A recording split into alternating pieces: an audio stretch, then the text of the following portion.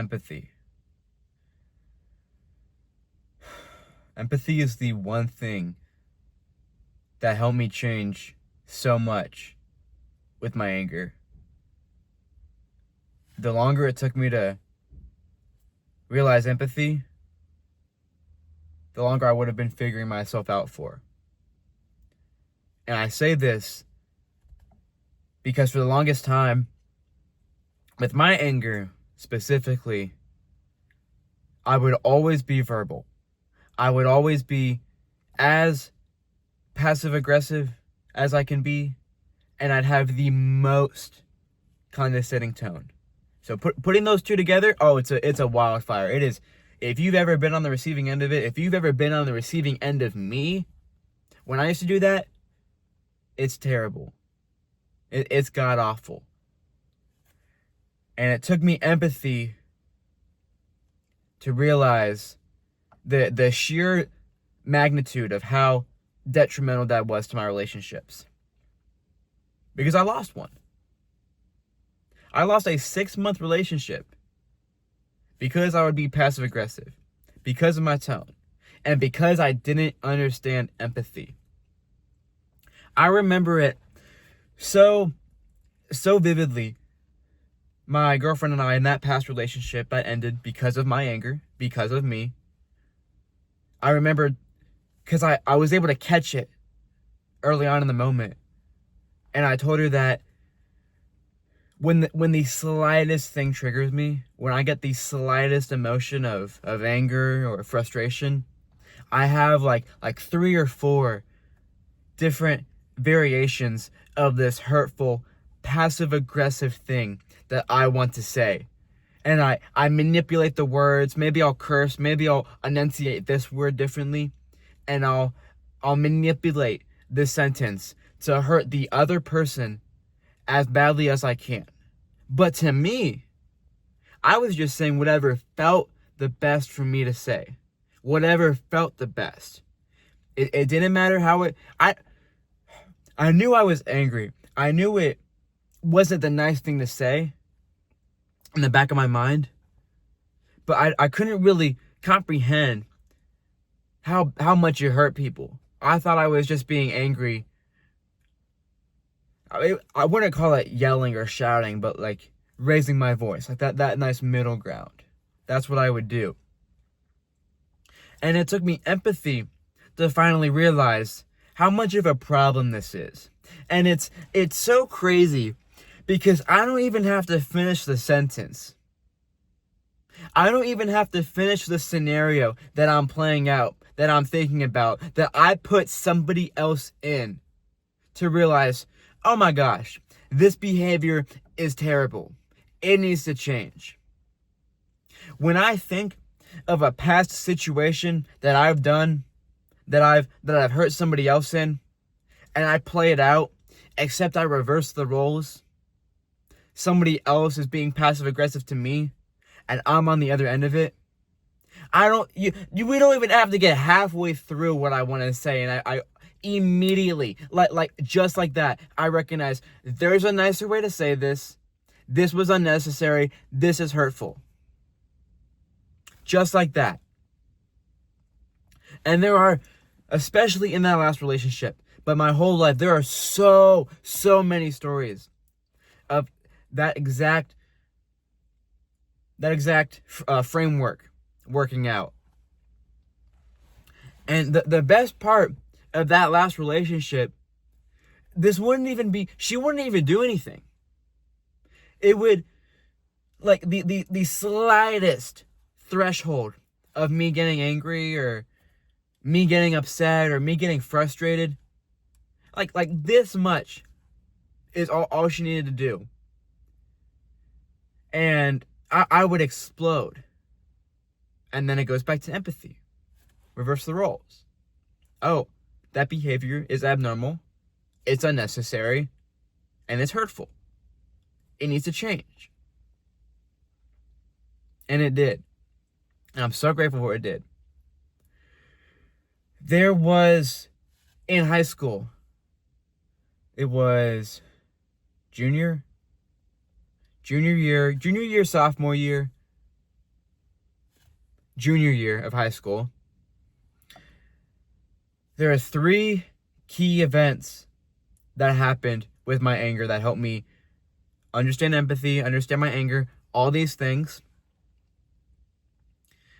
I'm gonna tell you one of them, because this one, it was, see, this is what I have to do. This is the raw reality. I cringe thinking about this story, but I have to tell it. I need to help other people. People need to understand how to, because I can talk all I want. I can talk all I want about being passive aggressive, about being angry, about being scary. But until I tell you a story that actually happened, you can't really comprehend the sheer magnitude of what I used to do. And this was junior year. This was study hall. I'm sitting in class. I'm over on the right side of the room towards the front. I don't know why. I think it was assigned seating. I don't remember. And on the other side of the room, there's a group of kids, 5, 6-ish, that they were all friends. They all knew of each other. So they're gonna talk. Friends are gonna talk. This wasn't like, oh, everybody be quiet, study, other people gotta focus, somebody's taking a test. It was a chill period. I'm sure we've all had study hall in high school. It's relatively chill. I mean, as long as you're not doing some crazy whatever and you're in your seat and small talk, it's gonna be okay. That's what the class was. A free period of the time to study, do homework, whatever. Besides the point, 5 to 6 people talking on the other side of the room. And this was my exact mindset that I had. This is key. I could never, I've always wanted to lash out. I've always wanted to have an angry outburst. Right? But I can never just do it. It needed to be justified. Something else had to happen for me to earn it, for lack of a better term. And this is where this story comes in. I was in this class. I wasn't doing anything. I'm always in my head. This is why junior year was so terrible. I was so angry. I was always in my head listening to music and nothing but that.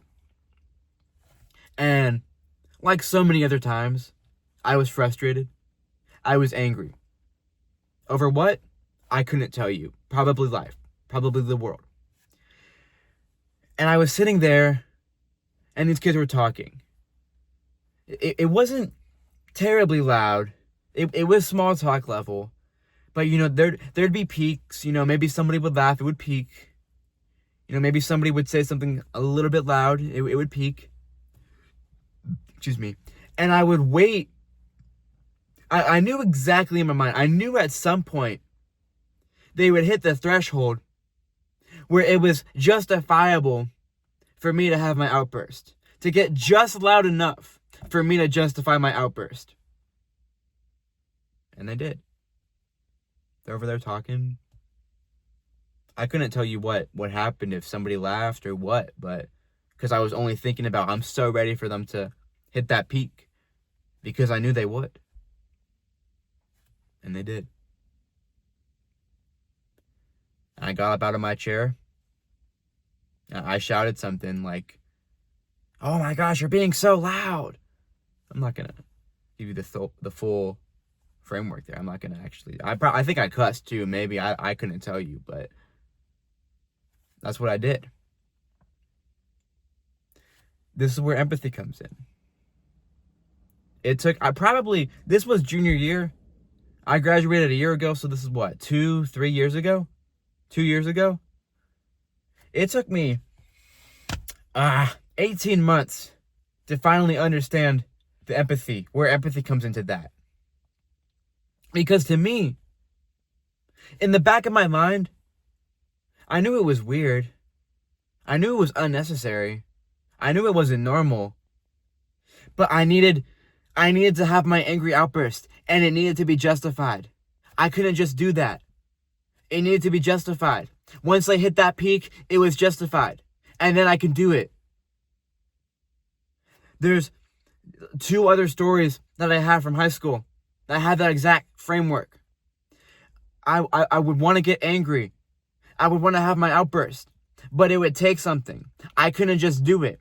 Something had to happen. An event had to occur, and now it's justified. And now I can get angry. Let me go back to the other story. So I just yelled at them. To me, it was justified. To them, it's scary. Because again, I'm not giving you the full story. I shouted. Yeah, I don't know if there's a difference between shouting and yelling, but one of the two. Let's say I yelled. And to them, it's scary.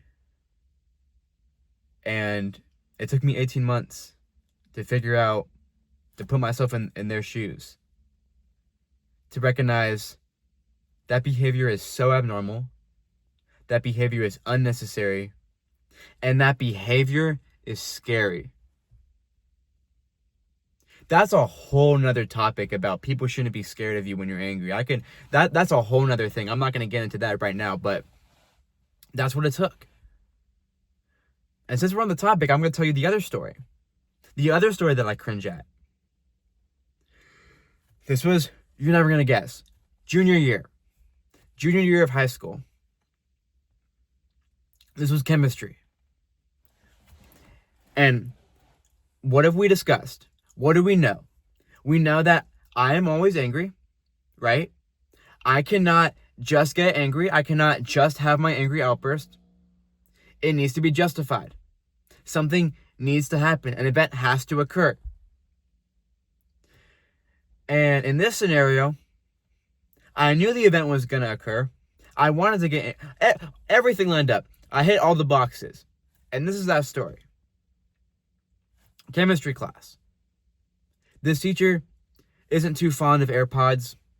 Every time that somebody would have AirPods in, she would say, hey, could you take your AirPods out? God forbid a teacher wants you to actually learn, actually focus. There's no problem with that. But that would be my event that I would use to justify my anger. I was in class. A little PowerPoint. I was taking my notes in my journal. I don't even think I was playing music. I think I just had them in just to have them in. Just because this would be that event that I would use to justify my anger. I have these AirPods in. I'm making sure that I'm taking these notes because I knew she would say something. I knew she would call on me. Regardless if she would just tell me to take my AirPods out, she probably would ask me, what did I just say? What did we just write down? And that's what happened. She calls on me. Hey, Joey, what's this? And I tell her. I just wrote it down. It's right there in the paper. There's no music in. They're just in to be in. And she goes, okay, whatever. Just let me have you take those AirPods out. And that was the event. That was for what the kids say now, my justifiable crash out. I got up. I think, yes, I still had my AirPods in. And I know this because I got up. I don't know if every school is like this, but at least in my high school, their doors, big, they're normal-ish side doors, but they're thick. If you close the door, like if you release it just a little bit not too hard, but if you just let the door go, it'll slam and it's loud. Like not even just as is, it's loud. I got up. I walked to the back door. I opened the door. AirPods still in. I slam it. I slam this door. How loud was it? I have no idea. I had AirPods in. But what I do know, one, I felt the vibration of the door in the floor, in my feet. So the doors are big. I'm telling you, if you've went to high school, you know these doors. They are big. Two, There was a girl at the end of the hall at the water fountain. And obviously, because this was loud and it just happened, she's looking over at me because that's where the sound came from. And she looks terrified. She looks terrified at me. I don't know if you would call it, I guess you would call it like almost something to be proud of. That I can get this angry, that I could scare people. Again, that's a whole nother realm. I go to the bathroom. I walk in. I open the middle stall, because I always go to the middle stall. It's my favorite stall. Close the door. And then I breathe. And then I try to calm down. But by then, it's too late. I was already cooked 2 minutes ago, way back there. I was probably in the stall for 2-3 minutes. I was always getting my nerves down. I felt myself getting calmer, becoming more present. And I think it's time to go back to class. I want to go back to class now. I grabbed the little slider thingy for the stall, move it this way. I opened the door. My principal was right there. By this point, it was a pattern. Like they knew me for getting angry because it happened so often. But it goes back to empathy. Again, it took me 18 months, give or take. It took me 18 months to put myself in any of those other kids' shoes. Oh, that's a whole other thing. Put myself in any of those kids' shoes and recognize that behavior is scary, abnormal. It shouldn't happen. And I've never gone up to any of those kids after that day and asked, "Oh, how did this event make you feel? Were you scared?" But knowing that I can do that unprovoked, out of nowhere, to them, for no reason, is terrifying. And now for the rest of the year, these kids have to sit with me. Maybe I can't speak for them. Maybe they're terrified every day. Maybe they forgot about it. I don't know. But regardless, kids should not be scared of me because I can't control my emotions. I was always angry. I needed an event to spark. In order for me to have an outburst, I couldn't just have the outburst. Those are two different scenarios that happened in high school. Of me having my event that I needed to have to get upset. And it took me to realize empathy. That as soon as I put myself in the other people's shoes, then, and only then, was I able to realize the sheer magnitude of how abnormal and scary my behavior was. Empathy is one of the biggest, let's go with tools, the biggest tool that I have learned that helped me with my anger. Because without it, I wouldn't be able to put myself in other people's shoes. I wouldn't be able to realize, oh, I shouldn't just yell in the middle of class for no reason. To them, for no reason. Oh, I shouldn't slam the door of the classroom for no reason.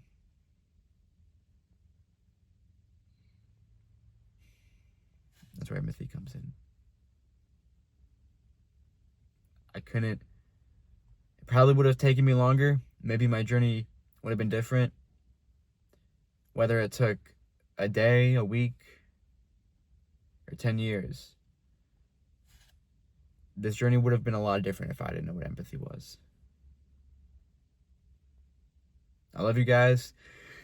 Okay, this was my first video. I've never sat in front of a camera for so long, but I'm grateful that I get to do this. I'm grateful that I get to share my story to you guys. If you've made it to the end of this video, I